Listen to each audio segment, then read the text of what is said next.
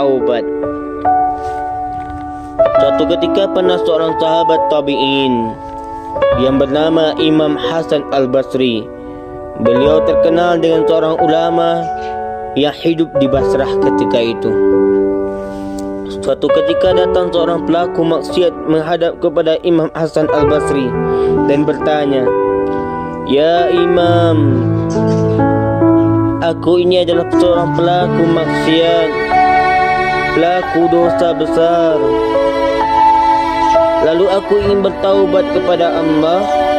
Masih adakah pintu taubat terbuka untukku?"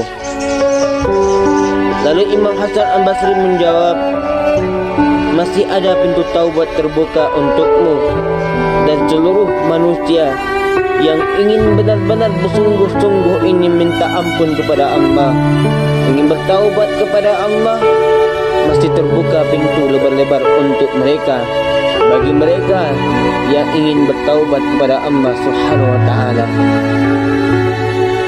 Ini adalah seorang pelaku maksiat. Lalu pelaku maksiat itu bersungguh-sungguh ingin minta taubat kepada Allah Subhanahu wa ta'ala, minta ampun kepada Allah Subhanahu wa ta'ala. Seketika itu seorang sahabat itu berdoa kepada Allah Subhanahu wa ta'ala, "Ya Allah, ampuni dosa-dosaku, kesalahan yang kulakukan ya Allah, dan jadikan aku orang-orang yang bermanfaat bagi orang lain." Karena kesungguhan seorang pelaku maksiat tadi minta taubat kepada Allah, minta ampun kepada Allah Subhanahu wa ta'ala, mencari ilmu kesana kesini, menjadikannya seorang yang paling bermanfaat ketika itu. Seorang pelaku maksiat tadi menjadi seorang ulama yang sangat dipandang di kota Basrah ketika itu. Ambil hikmahnya oleh kita. Setiap manusia pasti melakukan dosa-dosa, dan yakinlah setiap pemaksiat yang ingin minta ampun kepada Allah dengan sungguh-sungguh, pasti Allah akan ampuni. Sesuai dengan ayat Al-Quran, "Innallaha yuhibbut tawwabin wa yuhibbul mutatahhirin." Sesungguhnya Allah mencintai orang-orang yang bertaubat dan orang-orang yang membersihkan dirinya, membersihkan jiwanya, membersihkan ruhnya.